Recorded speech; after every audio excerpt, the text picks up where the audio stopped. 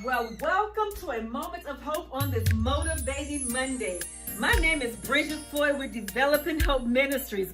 I'm excited to share this moment with you. You know, this moment comes simply as a reminder that this is the perfect time for reset. Think about it. You are at the halftime. You are at halftime, the halfway mark of this, what was not too long ago declared the new year. That's right. So let me ask you this question. Now that we're in this place, how are you doing? No, really, how are you doing? Are you in forward motion? Are you moving forward? Or are you looking at what was or what has happened, maybe even fearful of moving forward or taking the necessary steps? Are you stuck? Are you stuck in the moment of the challenges? Are you stuck in what could have been or just because you're tired of things not going the way you expected?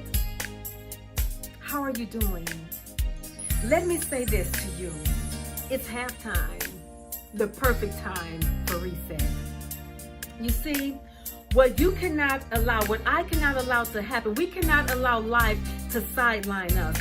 You cannot allow life to dictate to you your finish.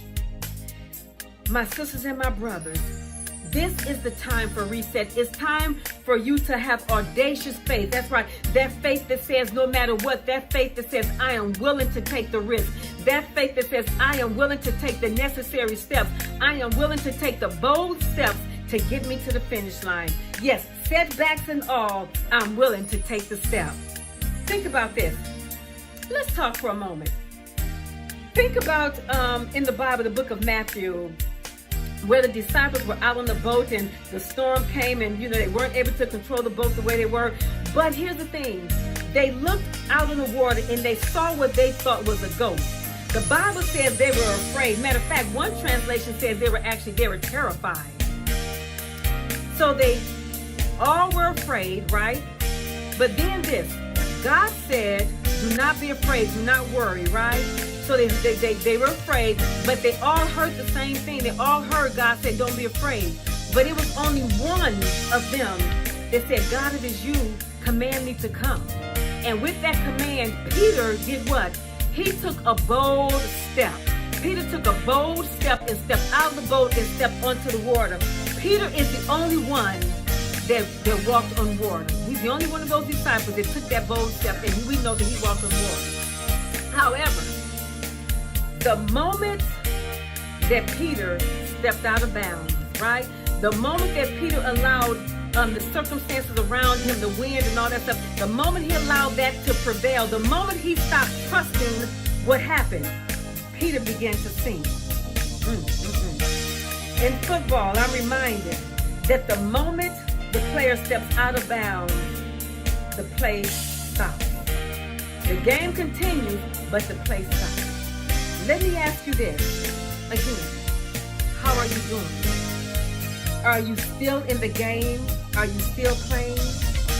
Or have you stopped? Has the play stopped? Where are you? Are you still in the game?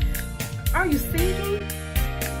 If so, what step do you need to take to get back in the game, to stay in the game? Better yet, will you have the audacity to reset? Will you have the audacity to get up and get back in the game?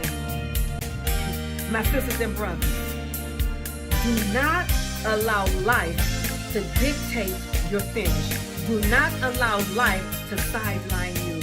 There is destiny that's attached to you. Take a time out. I encourage you to take a time out for reset. Then get up, take that audacious step of faith, get out of the boat, and watch for God's love, knowing that God will not let you drown. Knowing, as Peter began to sink, he said, Lord, save me. And what happened? God reached out and saved him.